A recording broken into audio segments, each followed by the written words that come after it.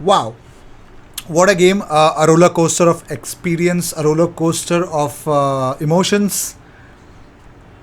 I'm not going to go into a ranting spree. I'm not going to talk about this, that. I'm not going to talk about. I'll just say that I'm proud of this team. I'm proud that they stood up against champions of England. Um, so many points to speak about, but hey, I've got to deliver the news.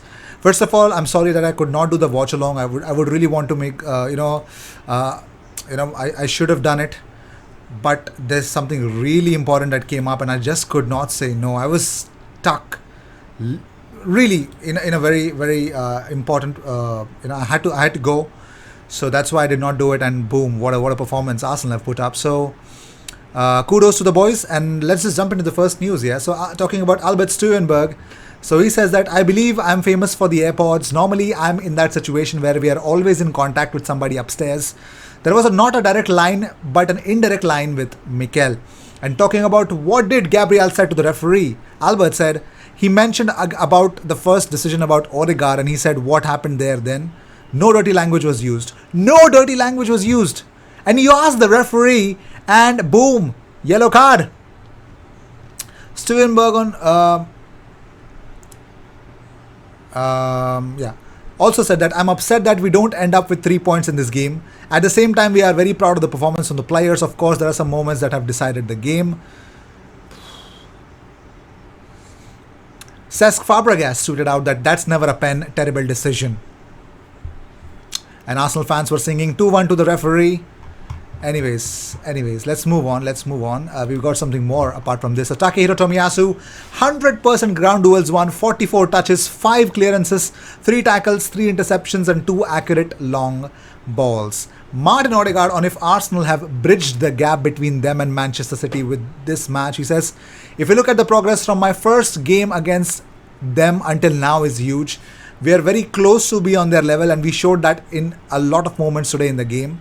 With 11 players, I think we controlled the game. We were leading, and I feel we played a great game. Even with 10 players, we defended well. They didn't create much before the last chance at the goal. We have to take the good things out of the game and keep going.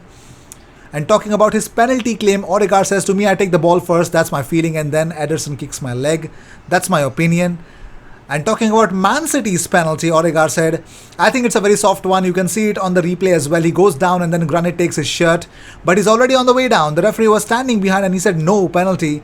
He saw it clearly. It's frustrating. And talking about Gabriel's red card, Odegaard says, I don't want to say too much about it, to be honest. After the penalty, there was a lot of emotions, and it's very easy to give a second yellow card like this. Also, the first one is very easy. I don't want to say too much, but it's frustrating. Odegaard said, the feeling is not good. I think we played a great game. We managed to play our game. We put them under pressure. We scored the first goal and I feel we controlled the game pretty well. We had 3 situations go against us, so it's hard to take. And Man City registered 2 shots on target against Arsenal. One of them was penalty, by the way. Cool. And Rio Ferdinand on Manchester City's win, he says, the fact they've had to nick it speaks volumes of where Arsenal are. And he also said that, of course, Ederson's challenge on Martin Odegaard was a penalty. Moving on, so Gabriel Magalhaes shared this with the caption, hard to accept it, but only God knows everything. Proud to be part of this team, amazing spirit. We keep working together, fighting until the end. For this team, I will run until I die. Let's keep improving in 2022. So, however, Pep Guardiola had a reaction to the game. He says, congratulations, they were better. We faced a team who had 6-7 days since the last game. We had 2 days and come back and didn't have a team. That's why we put one more player in the middle. It was difficult. We did not have energy. Pep, we understand who was that one more player in the middle. It was Stuart Atwell, wasn't it? It was. Yes. You better believe. You better believe that. Oh my God. Since watching the game, this was the only moment that I actually laughed. I did not laugh because I'm not in state of mind to do it. So no Eddie Nketiah because he tested positive for COVID-19. Wishing him a speedy recovery, tweets out Kaya Kanak. And yes, of course, emotions will erupt. It was a game. I mean, we had to show an intent, and so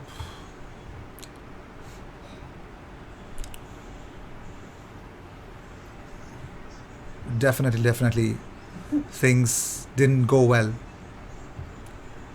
By the way,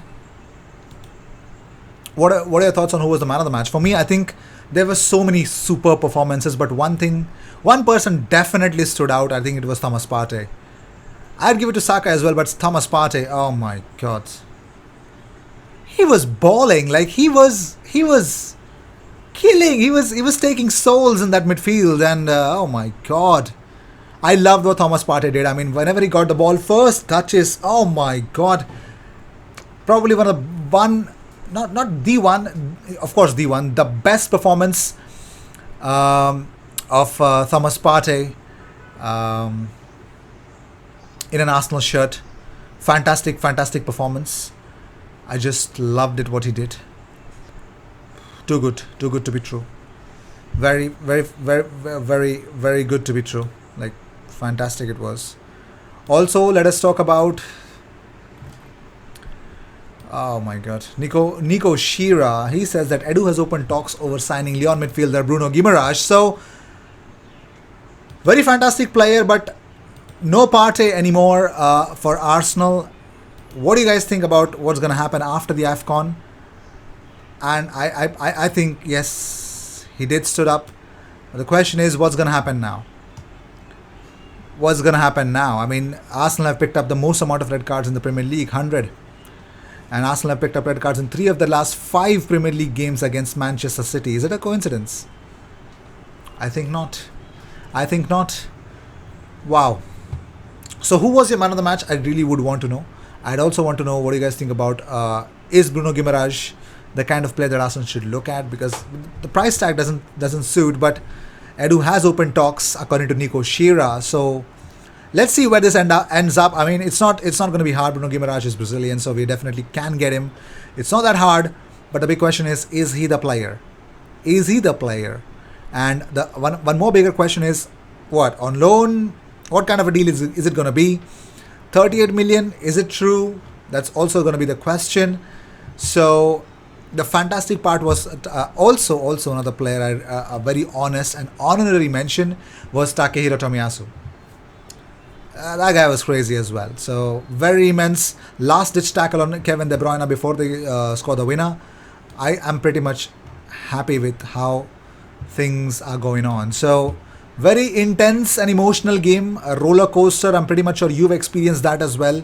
Let me know in the comments what do you guys think about the game. I'd really want to know what you guys think about it. I'll see you in the next one. Until then, cheers.